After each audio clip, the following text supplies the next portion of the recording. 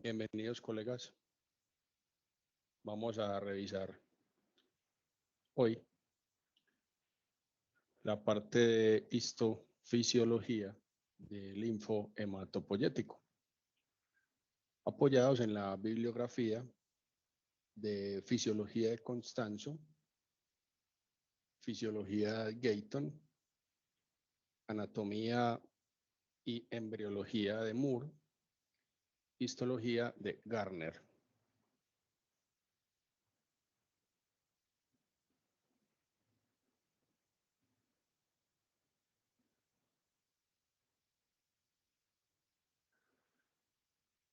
Vamos a iniciar nuestro briefing, colegas, compartiendo unos conceptos importantes de nuestro sistema cardiovascular.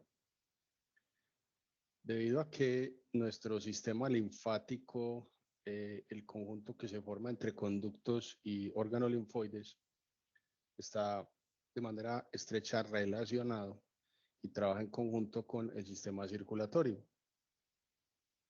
Recordar que los vasos linfáticos tienen una función de drenaje complementaria al drenaje de las venas y que tributan, o sea que llevan lo que drenan hacia estos vasos de capacitancia o vasos venosos.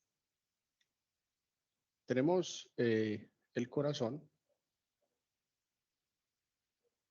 con un funcionamiento de perfusión, es decir, una sístole que nos envía un riego sanguíneo por vasos mayores, tales como la arteria aorta, el tronco celíaco, la arteria mesentérica superior, la arteria mesentérica inferior, hacia diferentes vísceras y estructuras en tórax, abdomen, pelvis. Asimismo, pues habrán otras estructuras, otras ramas que irán hacia cabeza, cuello, región cerebral y hacia extremidades superiores e inferiores. Luego de finalizar la perfusión, tenemos entonces, colegas, un drenaje.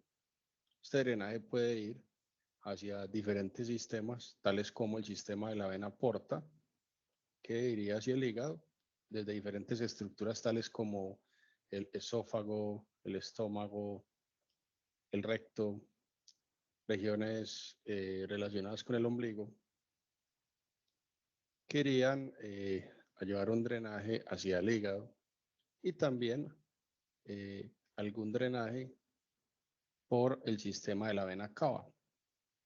Este drenaje finalmente llega al corazón y ahí tenemos entonces nosotros el funcionamiento del sistema cardiovascular.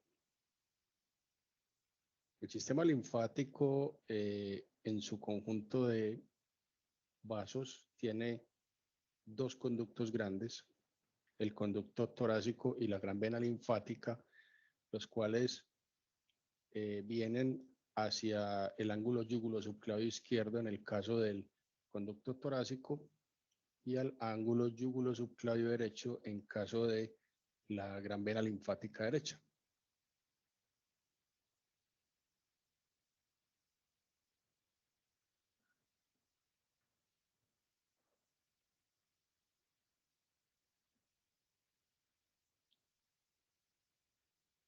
El sistema linfoide o linfático se encuentra ampliamente distribuido por todo el cuerpo. Tenemos una cantidad aproximada de 3 litros diarios que no se reabsorben en capilares venosos. Tenemos una acción en el espacio extracelular y algunas funciones, tales como evitar la acumulación de algunas proteínas plasmáticas, materiales originados en células y células desintegradas que no pueden atravesar capilares venosos y que penetran al espacio celular. El sistema linfático permite el drenaje del exceso de líquido hístico y de proteínas plasmáticas hacia el torrente sanguíneo. Sirve para eliminar desechos e infecciones y presenta funciones importantes de absorción y transporte de grasas alimentarias por medio de algunas estructuras tales como los vasos quilíferos y algunos otros, llevando este drenaje hacia estructuras grandes como la cisterna del kilo, en el caso de la llegada del kilo jugo lechoso, hacia la cisterna del kilo, hacia el conducto torácico, luego al ángulo diúgulo subclavio derecho y desde el cuadrante superior derecho del cuerpo, en mi cara, en mi cabeza, en mi cuello, en mi tórax y una parte de mi abdomen derechos, el drenaje linfático vendrá por la gran vena linfática hacia el ángulo yúgulo subclavio derecho. Constituye el sistema linfático, como lo vamos a ver, un mecanismo poderoso de defensa que tenemos en nuestro cuerpo humano. Esta diapositiva es una diapositiva en la cual me apoyé en el libro Anatomía Clínica de Moore, séptima edición.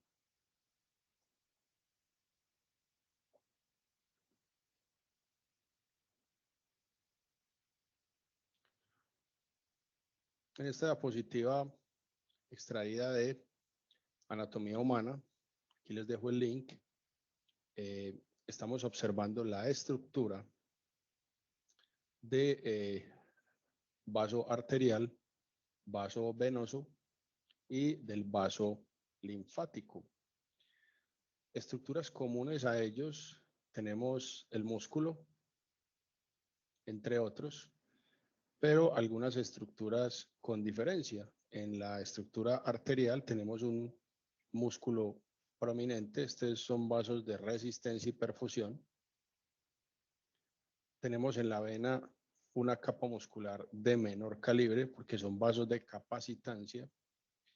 Asimismo, en el vaso linfático, músculo liso, estructuras valvulares, tanto en los vasos venosos como en los vasos linfáticos y ausentes en las arterias.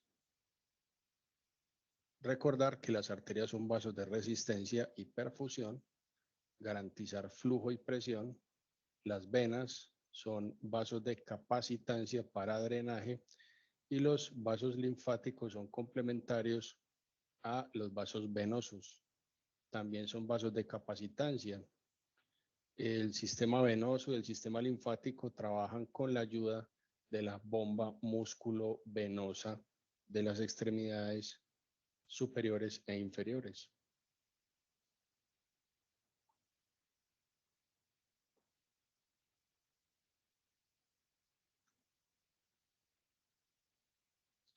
El hígado fetal constituye uno de los órganos linfoides primarios. Haremos una mención del hígado dentro del sistema linfoide. El hígado tiene una cantidad de funciones, pero vale la pena mencionar su función defensiva. Aquí tenemos, entre otros, a los hepatocitos, las células endoteliales, los espacios de Dicé y las células de Kupffer, los macrófagos hepáticos. En esta diapositiva tomada del libro de Fisiología de Gayton.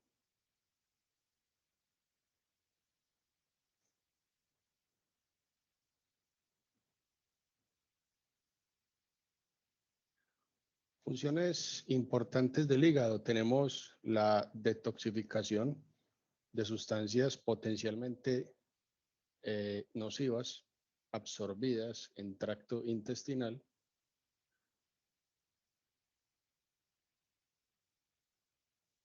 Entre ellas tenemos, por ejemplo, que las bacterias que son absorbidas por el colon son fagocitadas por las células de Kupffer. Y algunas enzimas hepáticas modifican toxinas endógenas y exógenas para convertirlas en sustancias hidrosolubles para ser excretadas en bilis y orina.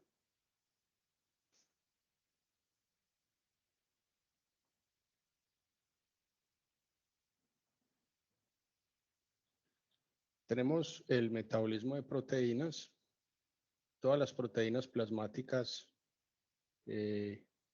ejemplo, albúmina y factores de coagulación, y tenemos la conversión del amoníaco en urea, importante para evitar el efecto nocivo de la acumulación de urea y sus consecuencias. Dentro de la clínica es muy recomendado repasar, colegas, los conceptos de insuficiencia hepática, edema y trastornos de coagulación.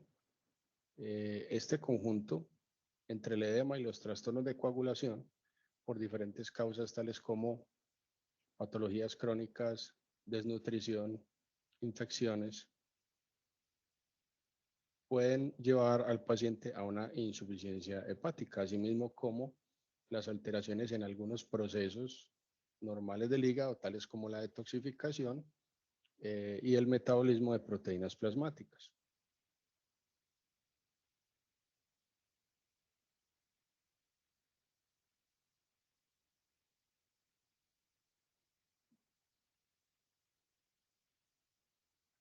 Aquí tenemos una estructura del libro de anatomía de Moore, la estructura de una unidad funcional hepática.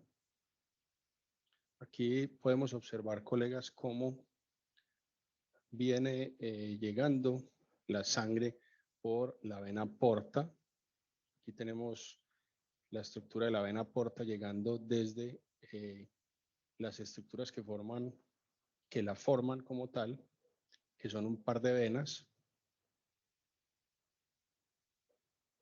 Tenemos el flujo de la sangre llegando hacia la vena central. Durante ese recorrido sufre algunas filtraciones y tenemos entonces también el flujo de la bilis hacia los conductos biliares. Asimismo, la perfusión en un 20% por la arteria hepática, y decimos 20% debido a que el 80% más de la perfusión del hígado es responsabilidad de la vena porta. Esta estructura entre vena porta, arteria hepática y conducto biliar se llama tríada portal. Anexo a ellas tenemos entonces la célula de Kupffer, macrófago importante, encargado en el hígado de realizar, entre otras, una función defensiva muy importante. Es importante recalcar que los hepatocitos tienen una duración aproximada de 150 días. La capacidad regenerativa del hígado en el humano es buena, pero es menor que la de los roedores, por ejemplo, ya que a estos se les puede extraer hasta el 75% del hígado y lo pueden regenerar en un mes, más o menos.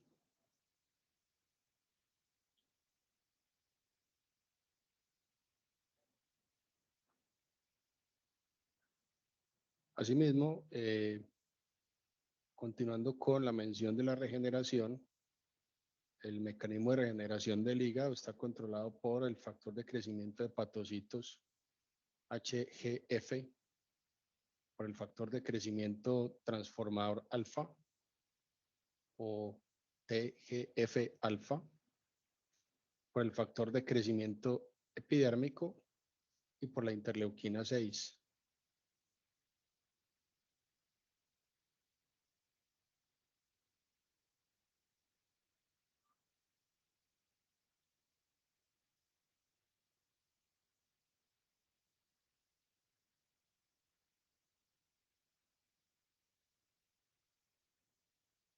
Pudiésemos mencionar, colegas, que los hepatocitos forman complejos de inmunoglobulina A y liberan inmunoglobulina A en los canalículos biliares. Bien, en los canalículos biliares.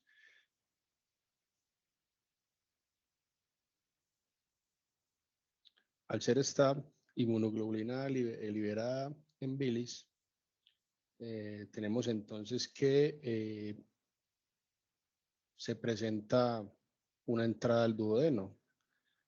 Podemos entonces asumir que gran parte de la inmunoglobulina A luminal entra en el intestino por el conducto colédoco junto con la bilis y el resto se transporta desde la mucosa intestinal por medio de células de absorción. Importante mencionar las células de Kupffer. Las células de Kupffer son derivados de precursores de monocitos, células de larga vida que se encuentran dentro del revestimiento de los sinusoides hepáticos. Tienen receptores de complemento, por lo que pueden fagocitar partículas. Y su función es importantísima debido a que la vena porta, trae sangre que contiene un gran número de microorganismos que ingresan por el intestino, ¿bien? Hacia el torrente sanguíneo.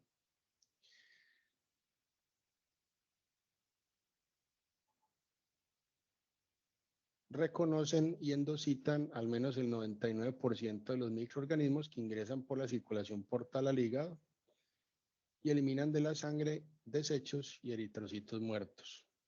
Células de Kupffer, macrófago del hígado. Y así tenemos entonces la revisión macro-micro de la histofisiología del hígado. Pasamos a los ganglios linfáticos. Aquí tenemos en esta estructura extraída del libro de histología de Garner un recuento anatómico muy importante, anatómico e histológico de un ganglio linfático. Tenemos diferentes estructuras. Tenemos su corteza, tenemos su cápsula rodeándolo, una cápsula que puede rodearse incluso de grasa, una corteza,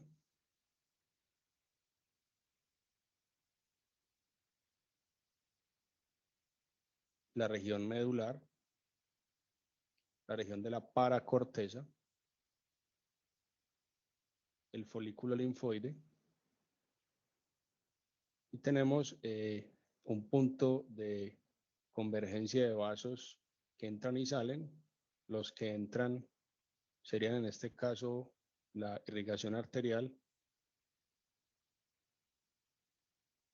los que salen entre otros la sangre venosa, y en el caso de la linfa que va saliendo del ganglio, debido a que por aquí tenemos el vaso linfático eferente con válvulas. Los vasos linfáticos aferentes los tenemos por fuera del ilio, hacia la estructura de la corteza, también con válvulas. Así que tenemos un recorrido, hablando de linfa, desde la región de los vasos linfáticos aferentes y salida por los vasos linfáticos eferentes. La irrigación obviamente ingresa y el drenaje egresa por el ilio. Los ganglios linfáticos son estructuras de menos de 3 centímetros de diámetro, son encapsulados, tienen, como ya lo mencionamos, vasos aferentes y eferentes con cápsula. Vale la pena mencionar la parte de su irrigación porque dentro de la histofisiología es importante. El aporte arterial ingresa por el ilio, vienen discurriendo los vasos por la médula,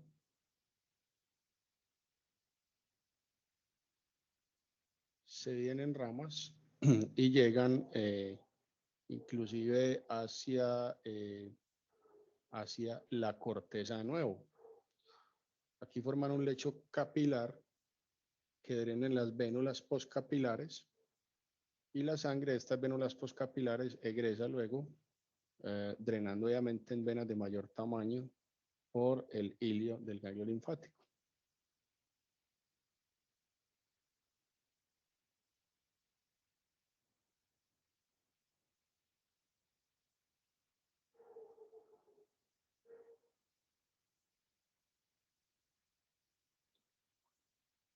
El recorrido de la linfa, como lo mencionábamos hace un momento, vendría desde los linfáticos aferentes por fuera del ilio hacia los senos medulares ganglionares.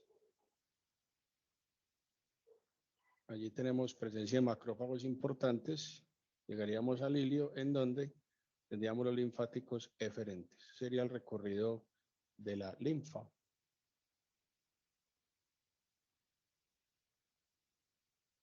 Tenemos, haciendo mención de las diferentes partes del ganglio linfático, sus tres componentes importantes que son la corteza, la paracorteza y la médula. En la corteza tenemos una subdivisión en compartimientos que albergan folículos linfoides primarios y secundarios y son ricos en linfocitos B.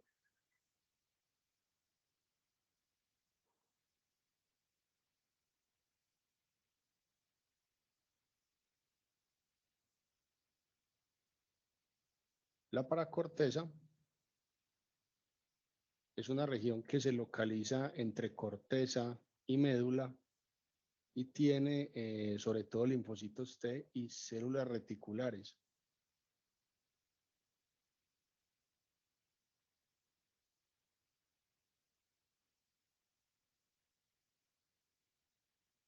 Aquí tenemos la paracorteza y la médula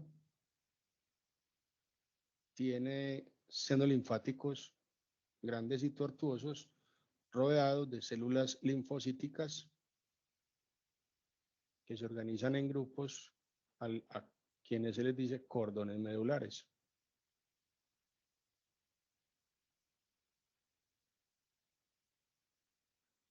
Podemos entonces concluir que los ganglios linfáticos tienen una función de filtración de linfa, segregan linfocitos T y B y son importantes para reconocimiento de antígenos. Los ganglios linfáticos están conectados por medio de vasos linfáticos y según su recorrido se pudiese presentar el transporte de bacterias o de células tumorales malignas y como consecuencia presentar clínica de metástasis a diferentes órganos o a diferentes estructuras corporales.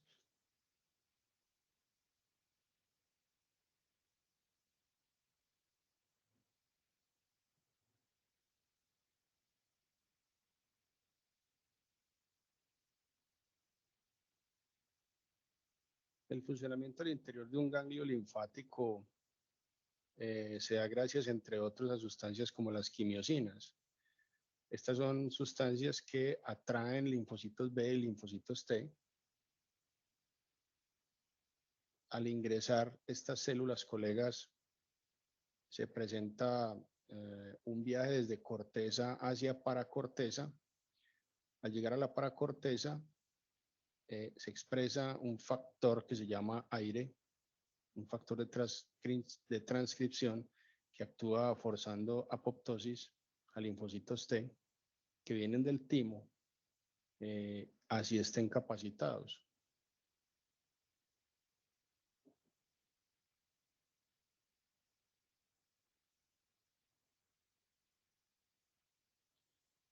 Cuando la linfa ingresa en el ganglio linfático, se reduce el flujo para que los macrófagos que se encuentran en los senos puedan fagocitar partículas extrañas. Así se logra eliminar el 99% aproximadamente de las impurezas que se encuentran en la linfa.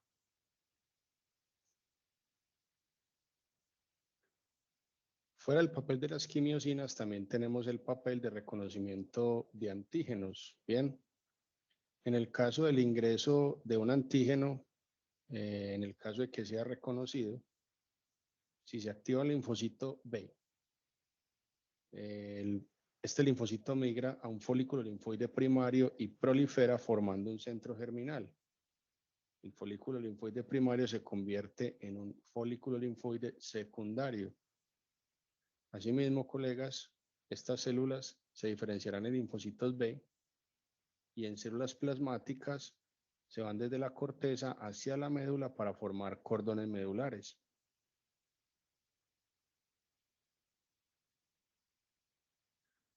La mayoría de estos linfocitos B de memoria migran hacia otras estructuras, abandonando los ganglios linfáticos, sobre todo para relacionarse con las segundas exposiciones. En este caso, si el paciente vuelve y se expone, se dispone de un gran número de linfocitos de memoria para montar una respuesta secundaria rápida y potente.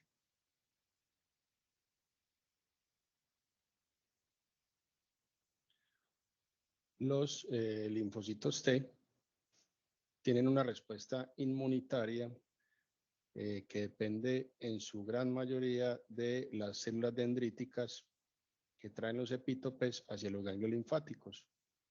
Van hacia la paracorteza, presentan su complejo epítope, complejo mayor de histocompatibilidad, linfocito T, y estos presentan una activación y luego una respuesta inmunitaria celular. Así tenemos entonces, colegas, la histofisiología del ganglio linfático.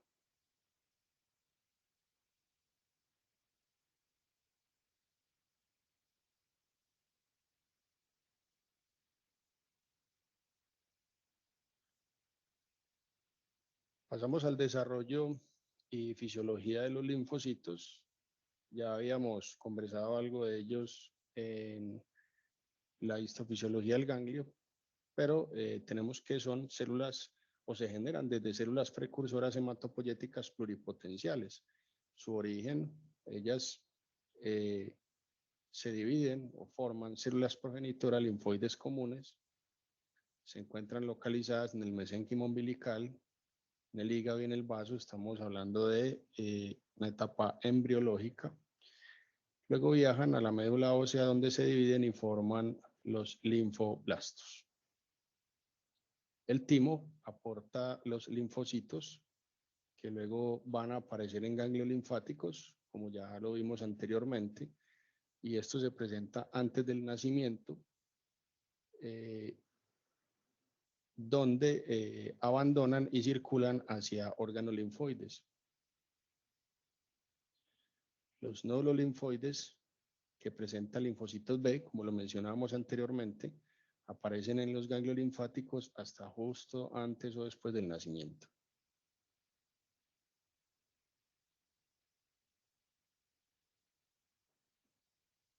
Así podremos tener entonces, colegas, garantizar la respuesta de inmunidad.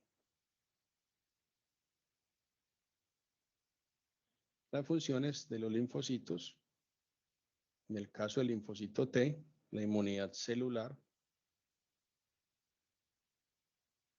y el linfocito B, la inmunidad humoral por medio de anticuerpos. Tienen su nombre debido a la bolsa de Fabricio, una estructura importante en las aves.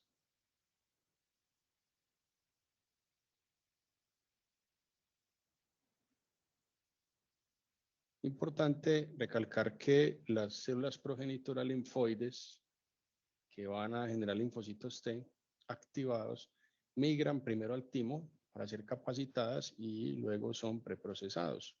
Ya veremos cómo lo hace el timo. Hablando de linfocitos B,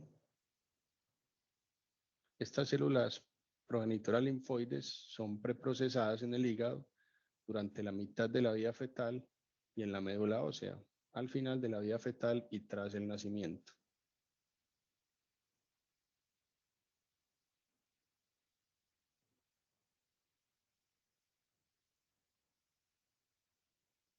Aquí lo tenemos de manera esquemática. Las células precursoras hematopoyéticas en este esquema de fisiología de Gayton. Las precursoras hematopoyéticas podemos tener las progenitoras linfoides comunes, desde donde podemos tener, en el caso de los linfocitos T, una capacitación en timo, linfocitos T, y el ingreso hacia el tejido linfático periférico para relacionarse con los antígenos, el reconocimiento antígeno. Recordar, hicimos la observación dentro de la histofisiología del ganglio, que se correlacionan con las células dendríticas.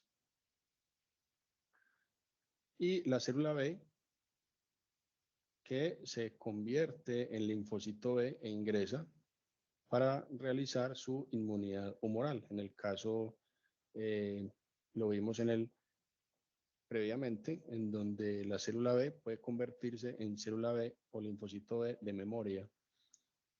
Hablando del linfocito T, tendríamos la inmunidad celular y el linfocito B, la inmunidad humoral.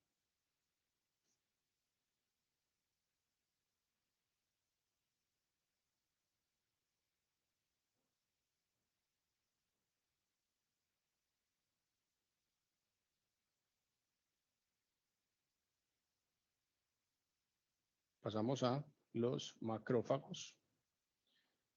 Aquí tenemos en un gráfico de la histología de Garner las células de Kupffer en el hígado, que en este caso están fagocitando tinta.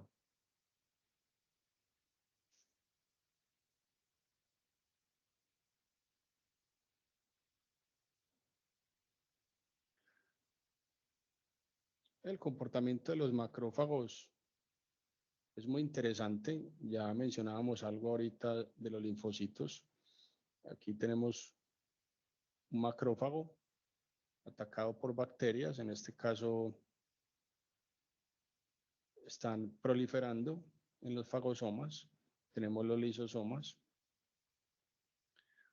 Los macrófagos, colegas, van a ir a presentar el complejo epítopo, complejo de histocompatibilidad, y se van a correlacionar con el linfocito. Bien, el linfocito tiene un receptor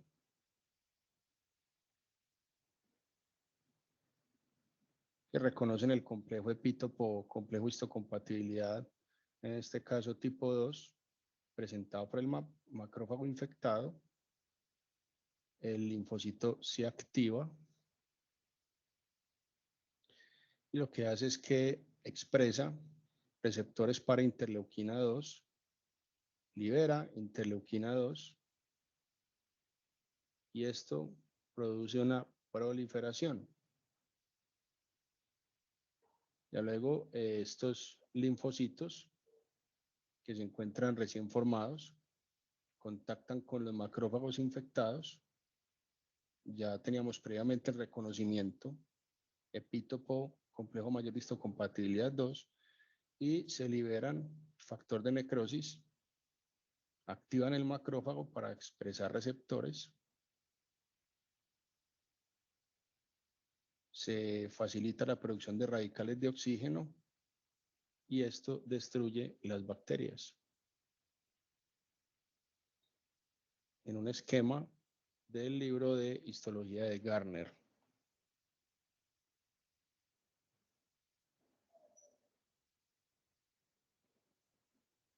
Tenemos diferentes tipos de tejidos en macrófagos. Tenemos el tejido linfoide asociado a bronquio. Como lo decíamos, en el epitelio bronquial. Aquí tendríamos una defensa inmunitaria de la mucosa del aparato respiratorio por medio de algunas estructuras como las células del polvo que fagocitan microorganismos patógenos, y tenemos también una inmunidad adaptativa por medio de células plasmáticas y linfocitos T. Las células plasmáticas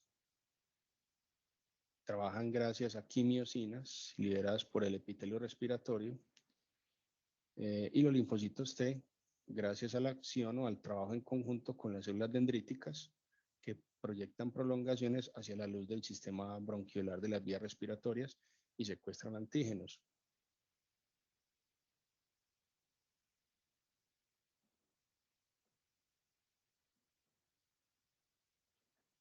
Tenemos asimismo el GALT, tejido linfoide asociado a tejido, en este caso digestivo, tenemos unas estructuras importantes como las células M, que son estructuras captadoras de antígenos.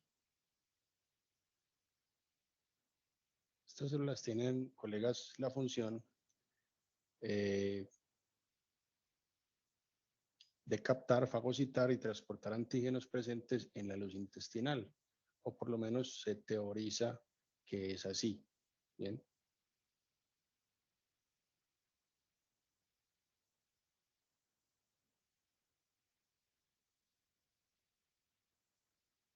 Y el tejido linfoide asociado a tejido en piel, tenemos acá, colegas, la célula de Langerhans.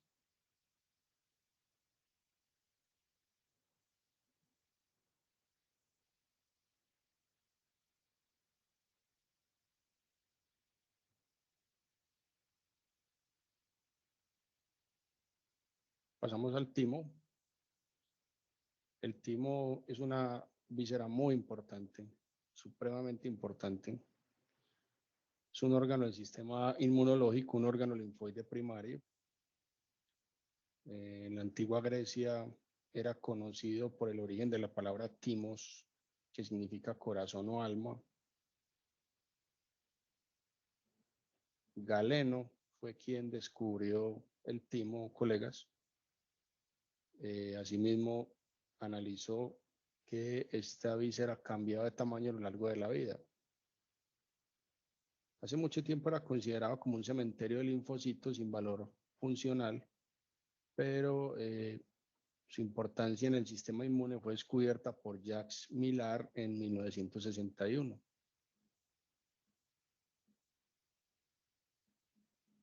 Su formación entre la semana 4 y 6, el desarrollo embrionario, viene formado de las células del endodermo en la tercera bolsa faríngea.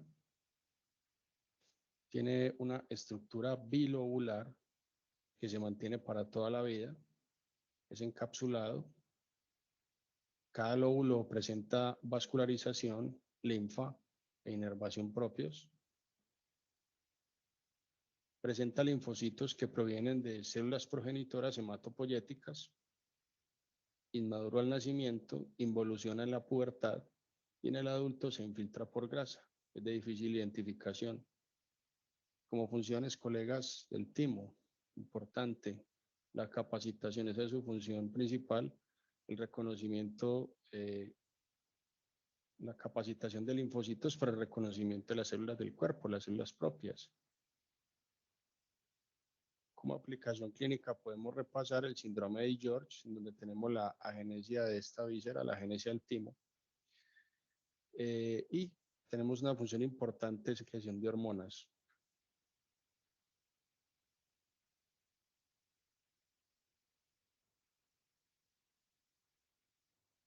La timopoietina y la timulina inducen la diferenciación de linfocitos T, mejorando su función inmunológica.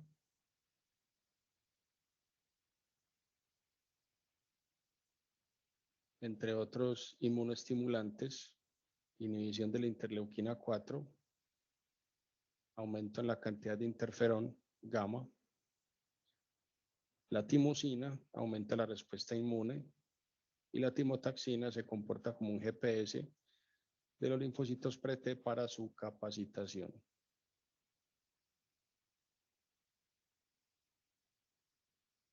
Estos datos extraídos de la fisiología de Gayton.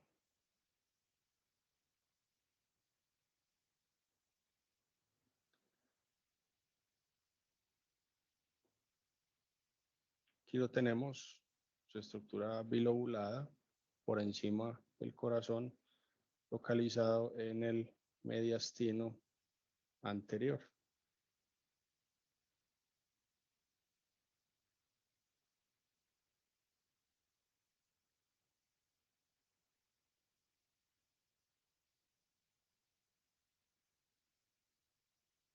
El timo logra su máximo desarrollo hacia la pubertad y tiene un peso aproximado de 45 gramos. Bien, aquí tenemos un diagrama en el que podemos observar su irrigación y su disposición. Ya llegaremos al estudio desde los vasos capsulares hasta la corteza y la médula, llegando hasta los corpúsculos de Hasal. Este es un diagrama del libro de histología de Garner.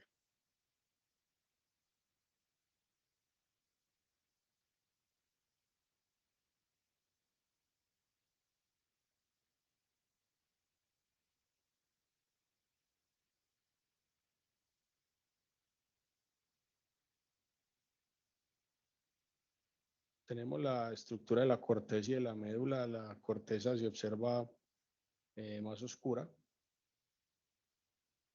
La corteza se observa más oscura por la presencia de timocitos. Tenemos dos lóbulos de características asimétricas, pero cada uno tiene corteza y médula.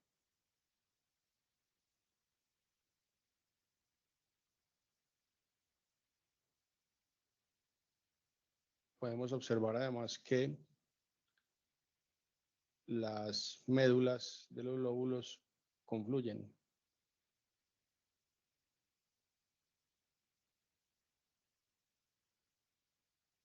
Corteza, médula.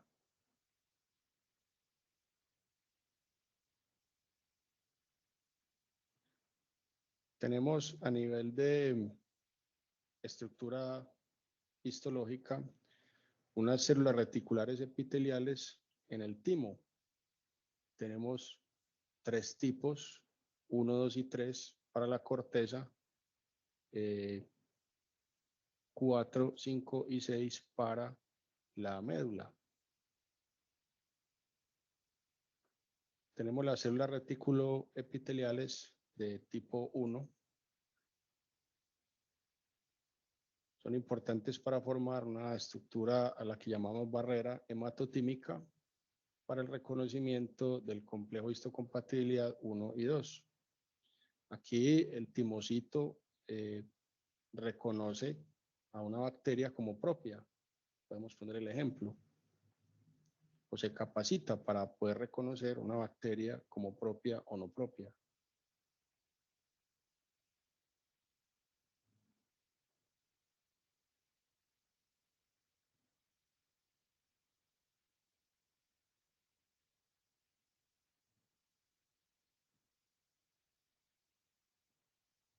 Las células reticuloepiteliales de tipo 2 también son corticales. Aquí tenemos la formación del citorretículo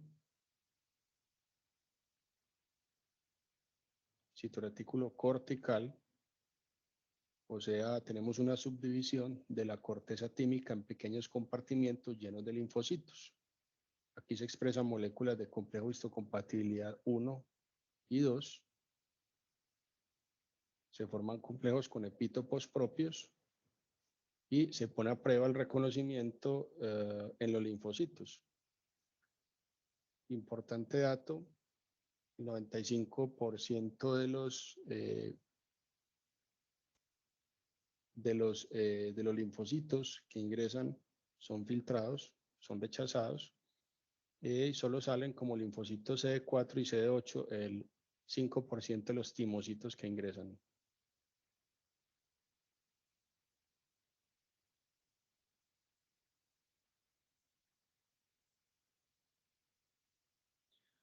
Luego, con las tipo 3 y tipo 4, tenemos una formación de unas uniones herméticas, una especie de barrera córtico-medular funcional formada entre las células tipo 3 y tipo 4.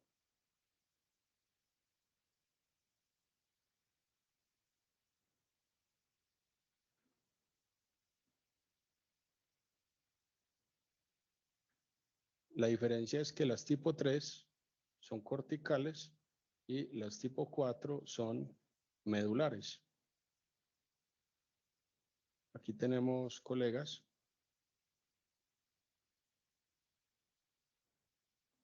la formación de entre las células reticulares epiteliales 3 y 4.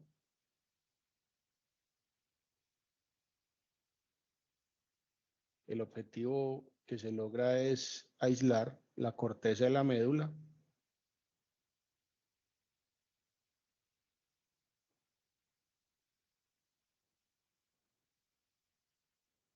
y tenemos los timocitos y los citorretículos. Esto está formado entre las número 3 y número 4. Las 3, recordar que pertenecen a la corteza y las 4 pertenecen a la médula. Pasamos a las células retículo epiteliales tipo 5. Son medulares.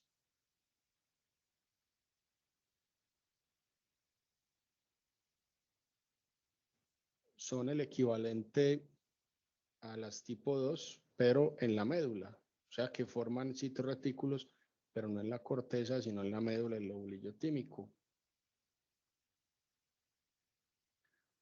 Estas células retículo epiteliales de tipo 5 medulares proporcionan un compartimiento para los linfocitos T.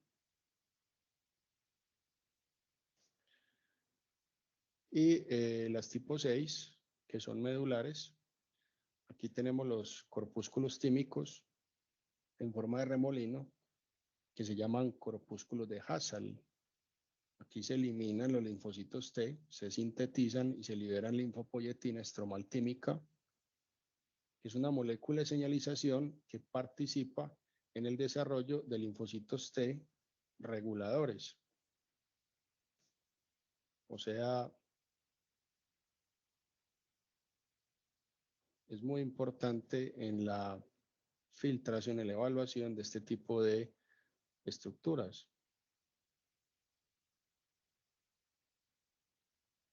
Aquí se autoriza a los CD4 y CD8 para pasar a la circulación sistémica.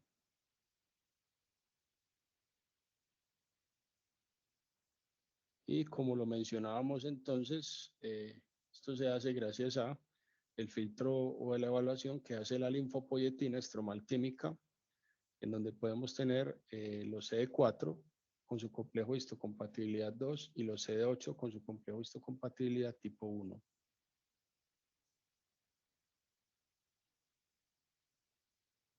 Y así tenemos entonces la histofisiología del timo.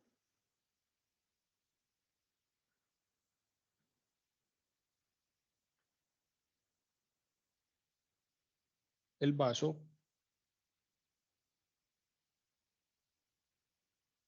es el órgano linfoide más grande del cuerpo, tiene un peso de 150 gramos aproximadamente, presenta una cápsula rodeada de peritoneo visceral y tiene una estructura lobar que en la etapa fetal o en la etapa fetal y que después del parto desaparece y ya se convierte en una víscera unilobar.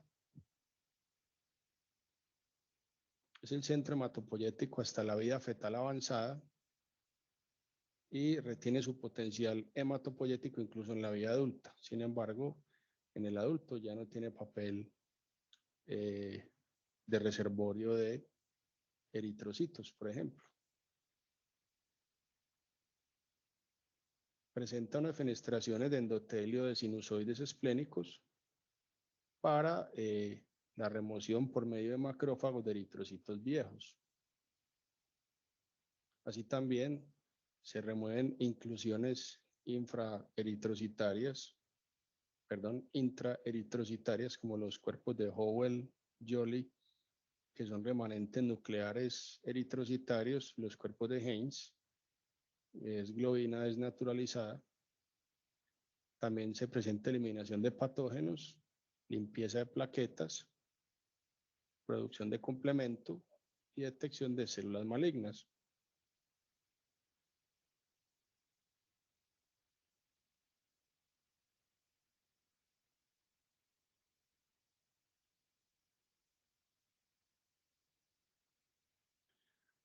El vaso también presenta eliminación de bacterias encapsuladas que evaden el complemento y los anticuerpos. Representa un reservorio de plaquetas, 30% del total de las plaquetas que tenemos en sangre. En condiciones fisiológicas no es un órgano hematopoyético, solo hasta la semana 21. Presenta papel importante en el metabolismo del hierro y su respuesta ante la hipertensión portal es el aumento de su tamaño y a esto se le llama esplenomegalia.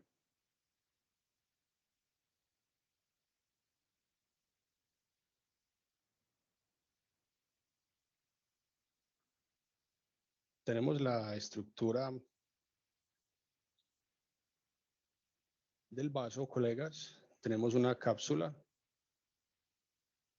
y tenemos unas estructuras a las que se le llaman pulpas. Bien, tenemos la pulpa blanca que se observa histológicamente de color gris y la pulpa roja en donde tenemos en este caso los senos venosos. En la pulpa blanca tenemos linfocitos y en la pulpa roja tenemos senos venosos. Hay que recordar que el vaso no tiene corteza, no tiene médula y tampoco tiene vasos linfáticos. La irrigación y el drenaje se da por la arteria esplénica, la vena esplénica, irrigación arteria esplénica, drenaje vena esplénica. La irrigación, colegas, viene por la arteria esplénica que tiene unas ramas trabeculares. Las ramas trabeculares tienen una rama central y aquí sacamos unas arterias peniciliares y estas arterias presentan 3 ramas, de las cuales podemos mencionar rama para la pulpa, la rama envainada y el capilar terminal. Aquí tenemos, cuando llegamos a los capilares terminales, 3 teorías, según cómo se piensa que ellos pueden ingresar hacia los senos venosos. Hay unas teorías de irrigación desde los capilares terminales hacia los senos esplénicos y son 3. La circulación cerrada, en donde se dice que el endotelio capilar se continúa con el endotelio del seno. La circulación abierta, donde se teoriza que los capilares terminan antes de alcanzar los sinusoides y que la sangre filtra desde la pulpa roja hacia el seno venoso. Y la tercera teoría es una teoría de circulación combinada. Estas son teorías con respecto a lo que se cree del comportamiento en la irrigación terminal del vaso. ¿Bien? Este es un esquema del libro de histología de Garner.